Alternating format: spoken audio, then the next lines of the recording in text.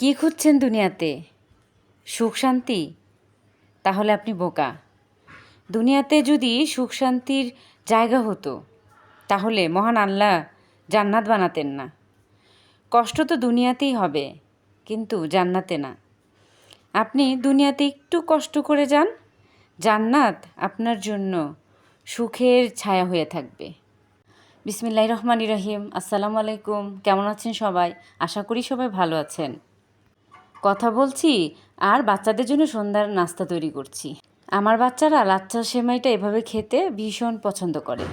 লাচ্চা সেমাইটাকে এভাবে ঘিয়ে ভেজে তারপরে ক্রিম তৈরি করে বরফি বানিয়ে দিলে বাচ্চারা খুশি হয়েই খেয়ে ফেলে নাস্তাটা। আমার বাচ্চাদের মতো কার কার বাচ্চাদের এমন বরফি সেমাই পছন্দ অবশ্যই কমেন্ট বক্সে জানিয়ে যাবেন। সেমাই ভাজা এবং ক্রিম তৈরি রেডি। এবার আমার সেট করার পালা। আমি প্রথমে যে বাটিটাতে সেট করব এতে কিছু সেমাই দিয়ে দিলাম, তারপরে ক্রিম ঢেলে দিলাম, এবার উপর থেকে আবার সেমাই দিয়ে দিলাম। কাজগুলো দেখে বুঝতে পারছেন।